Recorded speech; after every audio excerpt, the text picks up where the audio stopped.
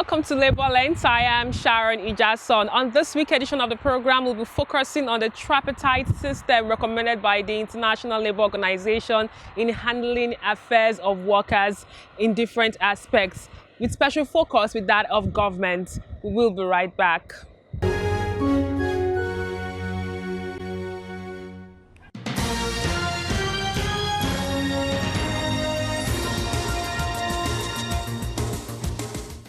A report by the International Labour Organization, ILO, has said migrants who left their countries in quest of greener pastures become worse off than they were.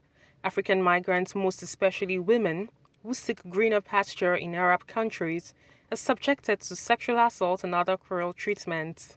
We are here to develop, to allow them to teach our officers on how to cope and how to treat the migrants as they come to Nigeria. That's why we are here to educate them, educate our social partners on the effect of or the impact of COVID. I want to advise that whatever the situation, try and keep to the COVID protocol. And if possible, try and get the vaccine. It's very important. According to the ILO, migrant workers rose to 169 million worldwide in 2019.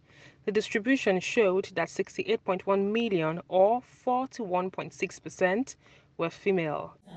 And there's no point going to, a certified. The training supported employers' organizations to adapt advocacy efforts on labor migration to the context of the pandemic in Nigeria. It enhanced employers' awareness of emerging dynamics in labor mobility, fair recruitment, and the future of work in the post-pandemic era.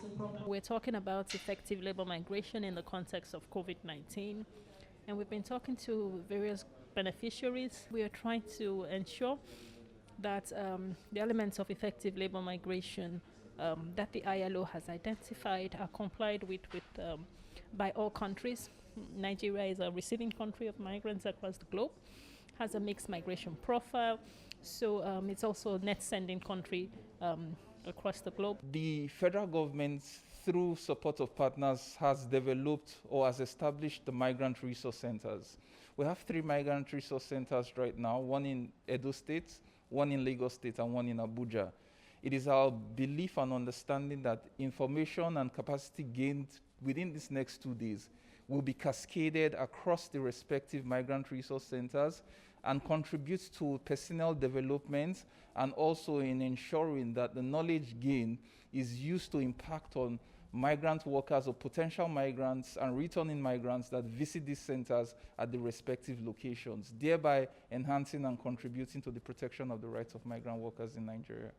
It was noted that the COVID-19 crisis has intensified vulnerabilities, particularly for women migrant workers, as they are overrepresented in low-paid and low-skilled jobs and have limited access to social protection and fewer options for support services. Pension desk officers of ministries, departments and agencies being empowered with skills. On the online enrollment exercise for would-be retirees, this new initiative of the National Pension Commission is to encourage physical distancing against the backdrop of the COVID-19 pandemic. It is also to make the pension administration process more efficient. We are talking about those to be retired within the 2020 and the 2021 years. Now, it is impossible for us to do it because of the COVID-19 pandemic. So that is why this online application was developed. We are looking at 11,000 retirees for 2021. Initially, we were doing it manually, physically, collecting documents, but now the documents will be sent electronically, which makes it more faster, more easier to process. So at the end, the retiree will get his money quicker. The electronic enrollment application has the ability to register, verify and enroll prospective retirees. The exercise is to empower the desk officers with needed knowledge on the workings of the retiree registration modules operations for the smooth takeoff of the online enrollment process. The agency also adds that adequate security measures have been put in place to forestall any possible cyber attacks. The online platform will be on the Commission's website and will enable prospective retirees log on to register with their details. The Commission is expectant that this will help enhance the country's pension reform process vis-a-vis recent pension payment approvals by the authorities. On the profile interview segment this week, I will be speaking with Honorable Minister for Labour and Employment, Dr. Chris Ngige.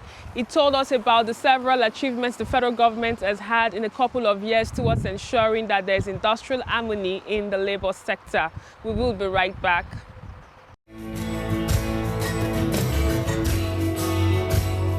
It's good to have you on the program. Yes, thank you for having me. A lot has been happening since our last conversation, and I'm delighted to be here today. You're welcome to Abuja. Thank you. Looking at the current realities on ground and also the statement you made during the last May Day celebration, when there was this conversation about the labor laws, should it be moved from exclusive list to concurrent list? I remember very clearly that you were so precise and said, no, it's not possible. It's a matter that is dead on arrival. Can you tell us why your office decided to make things clear in terms of where, what position that labor laws should actually occupy? Sharon, thank you, like I said, for having me for this session. Yes, I made a pronouncement that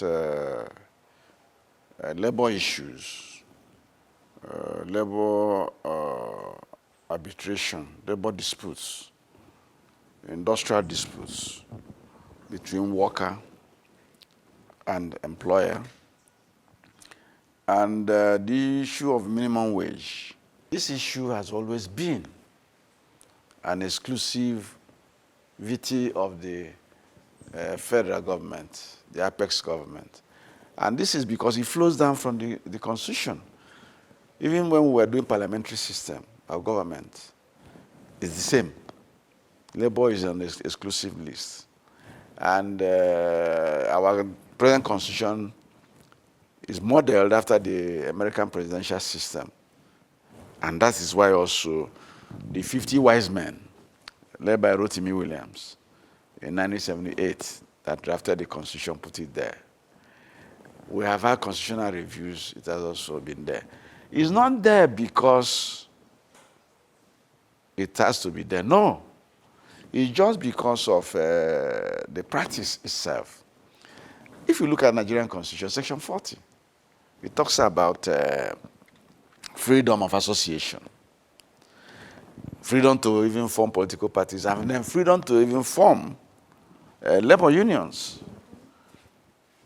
So it's a right that is enshrined by most constitutions, or all constitutions in all the climes. So it's an international best practice. You can't get the issue of labor to sub-national governments. You can't, because of minimum wage. If you go all over the world in other climes, the federal government, national government, fixes the national minimum wage of a country. The national minimum wage is the base amount of money you give to a worker as compensation for work done. It doesn't, it's not a wage fixing thing, no. It is based. Yes, the man at the lowest rung of the ladder, what can he earn so that his constitutional rights are preserved? Council of National Assembly again to leave the status quo, to remain. It's not because you have quarreled with labor people in your state and then you say, oh, remove it. And like some governors will always say, oh, it is imposed on us. It's not imposed on you. It is not.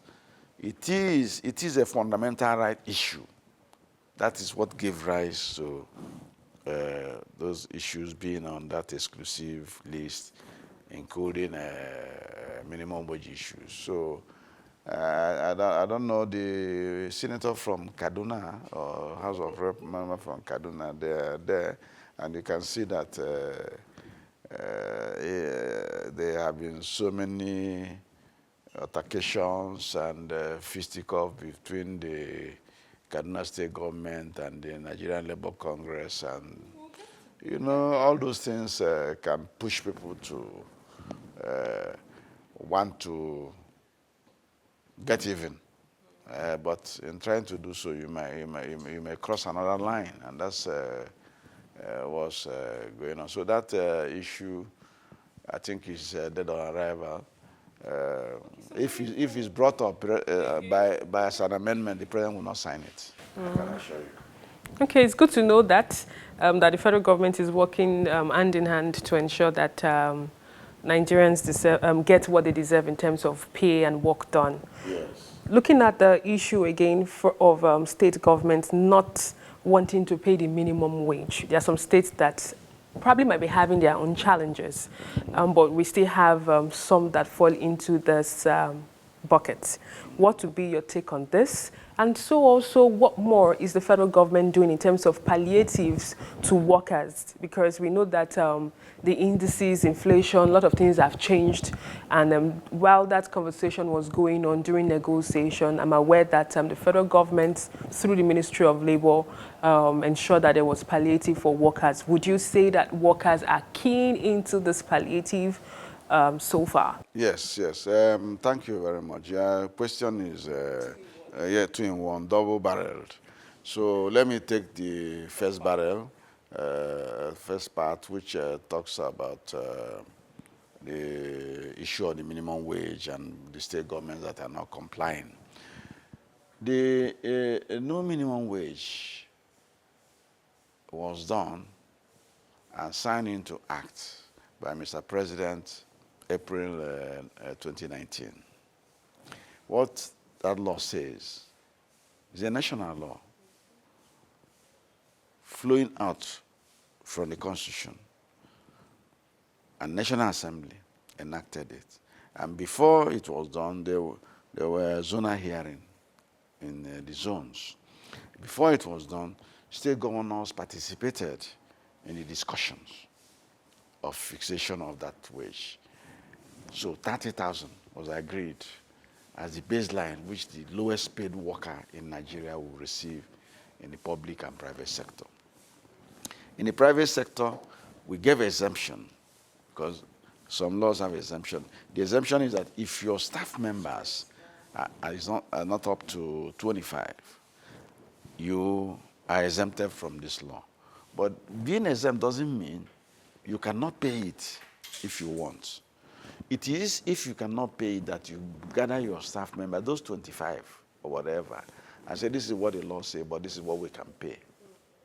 You discuss again with them. So that is it. Because President signed that law, and that law took effect from April 19, 2019, some organizations, even the federal government, did not adjust to that almost immediately. So, whilst they started paying 30,000 to people on grade level 1, step 1, that's the man who received 30,000, the lowest person. That 30,000 has impinged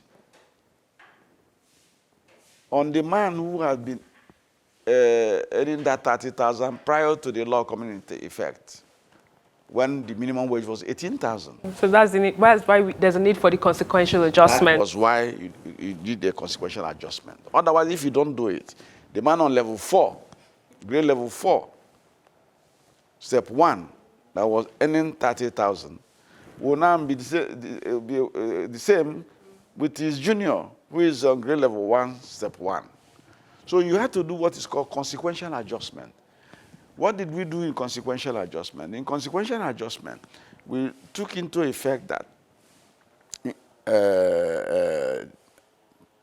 GL1, step 1 initially was 18,000.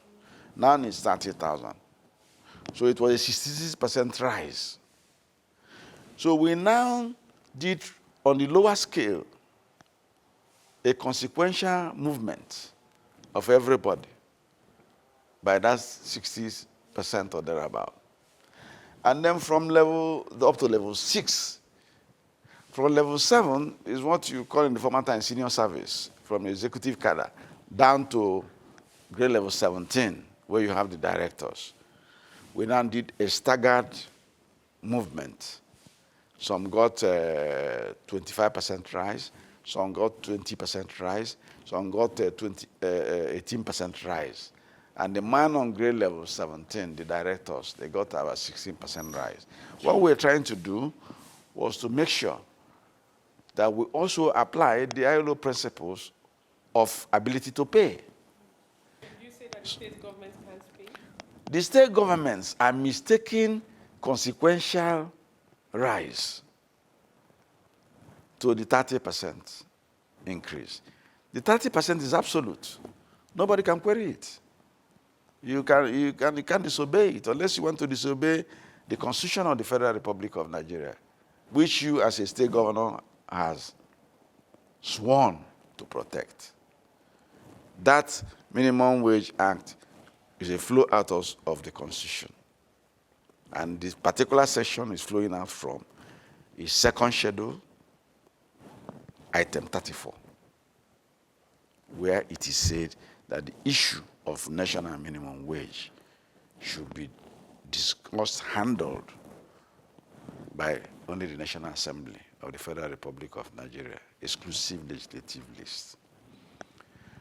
So we aided the state government by telling them, you don't need to do the staggered consequential adjustment that the federal government had done. Our earnings and resources are not the same. Some state governments even have more resources than federal government in terms of dealing with their personnel and other administrative costs. So this is our template. This is what we use. So we send it down from National Salaries, Incomes and Wages Commission to the states as a guide. But what has happened is that most state governments don't have very active and virile labor welfare departments. That is what we discovered from this. But every office of a head of service is supposed to have a department, strong department of labor, at least to be manned by a permanent secretary. Labor, welfare of staff or employees. So this is what is supposed to happen. Before you answer the second part of that question, I would like to ask you, your experience as the former governor of Anambra State, is there any lessons that you would probably want any state governor to actually learn in terms of ensuring that workers' welfare is being prioritized? Well, this is why I'm talking like this. Before I became governor of Anambra State, I was a civil servant. I left the Federal Ministry of Health, Department of Hospital Services and Training. I was deputy director. And I rose from the rung of level 14 to get there before I retired in 1998. I joined the service in 1980. So I came there equipped with my civil service background. I don't expect every governor to go and work in the civil service, but you should make use of the civil servants you have. That's why I'm saying that I advocate for them to have labor departments manned by somebody that's not lower than permanent secretary. Luckily, the ILO had told every country to form what we call Labor Advisory Council. So I have inaugurated that of Nigeria. So a few months ago, Owerri. And every state government is supposed to be a member of Labor Advisory Council. And in that Labor Advisory Council, the representation should not be less than a permanent secretary. So that is what we have tried to bring in again to assist the state government. Looking at the issue of pensions, it seems to be a big issue because sometime we're all going to retire. Yes. And I've spoken to some pensioners at different states and they have different complaints. Many of them have retired 3-4 years. They're yet to get their gratuity, they're yet to get something meaningful. And so also there's also this chain of complaint from the amount of money being received. Many people that retired years before earn way less than those that retired maybe later on. There's discrepancy. Could it be that when a new national minimum wage arise, can that be that? Is there a possibility of state government being intentional about ensuring that pensioners' allowances are paid and are increased as at when due? Well, pensioners are people who have used the green part of their lives working for the government or their employers, whether it is in the private sector or the public sector. Now, what does the Constitution say about pension? It's a constitutional issue, and many state governments don't know. They're thinking it's a federal government issue. No. Section 173 of the Constitution gives pension rights to whoever is supposed to get it and protects him and makes it a must, mandatory, that it must be done. Pension and gratuity is there. Gratuity is severance. So, but many state governments don't take it that serious. Section 1731 ensures the right. 1732 says that pensions are to be reviewed every 5 years, or with any salary review, whichever comes first. 1732. So it is a very big protective right that also makes for the quantum of money being paid for pension not to be stagnant. But I can tell you a lot of state governments have left the pension money to be stagnant for the last 20 years. Instead of having to review it every 4 years, every 5 years, which means it should have been reviewed 4 times. Now, again, there is a minimum wage review. In fact, there was a review by Jonathan that brought the money to 18,000. Pension was supposed to be reviewed then. There was this other review of 66% rise from 18,000 to 30,000 of minimum wage. There was also a consequential adjustment. Pensions are supposed to flow with those consequential adjustments given as per all the grade levels. Funny enough, the people in the private sector are obeying. They are adjusting this. But it is the people in the public sector, state governments, and the rest that are not obeying. Mr. President, by February this year, following a memo on this, did the federal government review of pension rise, following the fact that we did a minimum wage review and consequential adjustments. So my advice to state governments and other public service institutions is for them to follow suit and pay these people what is due to them. They have earned it. And those rights to earn it and to have consequential review have been guaranteed in Constitution. As a matter of fact, 1733 says you cannot review to their disadvantage, which means you can never go downwards. But we have state governments that are paying half salaries lately. How would you describe this? Paying half salaries, monthly, even to the regular workers. I don't want to go into talking about state governments because they might think I'm being critical of them because I'm a federal officer. I was a state governor. But I do know that a workman is due his wages.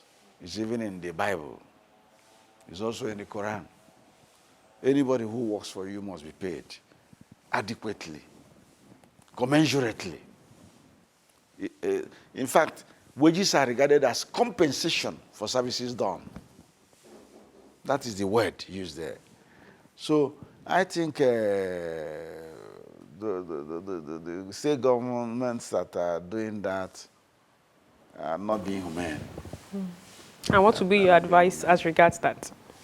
My advice as regards that is that they should make the salaries and wages a first line charge on their resources, their monthly resources. They should make salaries and wages of all people working in the public service there in every state on first line charge. That is what it's supposed to be. That's what I did as governor. So I'm not preaching what I didn't do. In Anambra State, if you ask them, they receive their monthly pay as and when due. I wasn't paying by 30th. I was paying by 25th of the month. I was also paying gratuity and pensions. In the same way, gratuity, first to go, first to receive their gratuity. You don't need to know me. You don't need to know my brothers and sisters. It was computerized. It was computerized, and a lot of people were complaining. Oh, but we know governor's brother, and we didn't get pension, our severance immediately. Of course, I told governor's brother, don't come to discuss such a thing. You know, so if you go to Anambra and ask them, they will tell you that they received their pensions and their severance gratuity without knowing the governor. They just come and see their names on the notice board that this group of people are the next batch to come for gratuity, so that they can plan their life and do work. They can engage themselves in another work, can go into farming and other things. The conversation continues next week as we continue the interview with the Honorable Minister for Labor and Employment, Dr. Chris Ngige. I am Sharon Ijason. Thanks for watching, and remember that labor creates wealth.